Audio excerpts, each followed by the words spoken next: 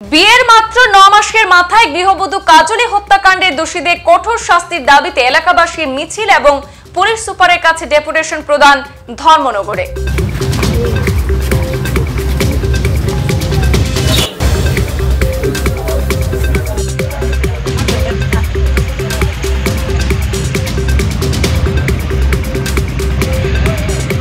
উত্তর ত্রিপুরা জেলার ধর্মনগরে গৃহবধূ কাজলী দেব হত্যাকাণ্ডের দোষীদের কঠোর শাস্তির দাবিতে বৃহস্পতিবার মিছিল এবং পুলিশ সুপারের কাছে ডেপুটেশন দিল নয়াপাড়া এলাকার স্থানীয় জনগণ। এদিন ধর্মনগর শহরে সুবিশাল মিছিল করে ডেপুটেশনে মিলিত হন স্থানীয় এলাকাবাসী সহ আবাল বৃদ্ধ বনিতারা।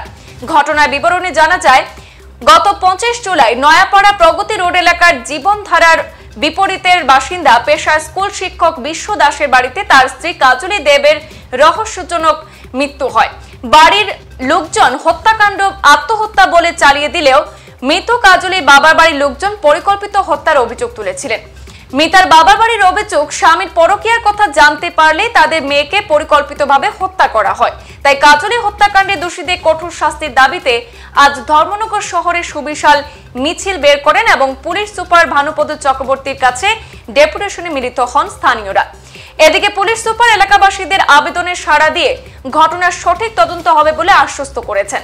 অপরদিকে মৃত কাজলী দেবের মায়ের অভিযোগ মূলে ধর্মনগর মহিলা থানার পুলিশ কাজলীর স্বামী বিশ্ব দাস এবং তার দেবর অশোক দাসকে গ্রেপ্তার করে জেলে পাঠিয়েছে।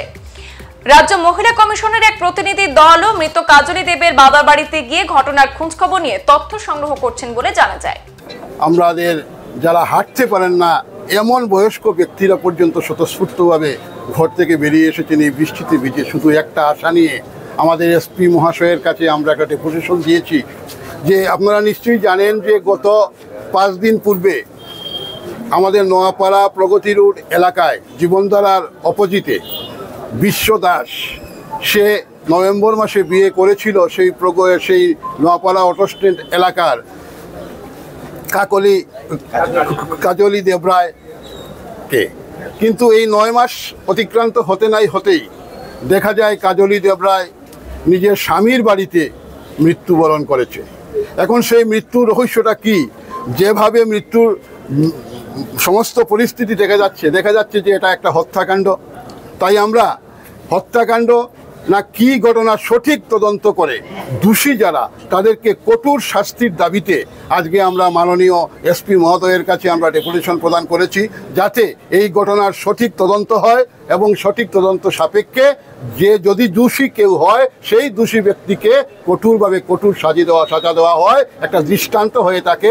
একবিংশ শতাব্দীতে দাঁড়িয়ে আমাদের মায়েরা বোনেরা যদি এভাবে অসুরক্ষিত থাকে, যদি আমাদের ঘরের বোন, আমাদের ঘরের মেয়ে কারো ঘরে বধূ হয়ে যায়, সেই ঘরে গিয়ে লাঞ্ছনা, বঞ্চনা, অত্যাচার, এমনকি মৃত্যু পর্যন্ত বরণ করতে হয়, তাহলে এই ধরনের সমাজ কিভাবে চলবে সেটা আমরা এসপি মহোদয়ের কাছে তুলেছি এবং আরও অন্যান্য বিভিন্ন বিষয়ে আলোচনা হয়েছে। এসপি মহোদয় আমাদের আশ্বাস দিয়েছেন যে তিনি সঠিকভাবে তদন্ত করবেন। উনার আশ্বাসে আমরা বিশ্বাসী, কারণ আমরা বিগত দিনেও দেখেছি যে উনি যে আশ্বাস দেন সেটা উনি পালন করেন। তাই আজকে আমরা নোয়াপাড়া এলাকার সর্বসাধারণ মানুষের তরফ থেকে আপনাদের কাছেও আমরা বিনম্র আবেদন রাখছি, আপনারাও যাতে এই ঘটনাটাকে সঠিক তদন্ত যাতে হয় সেই উদ্দেশ্যে আপনারাও সঠিক পদক্ষেপ নেবেন, এইটুকু আপনাদের কাছে আবেদন রইল। নমস্কার সবাইকে। সংবাদ এই পর্যন্তই, ফিরছি পরবর্তী অন্যান্য আপডেট নিয়ে। ধন্যবাদ।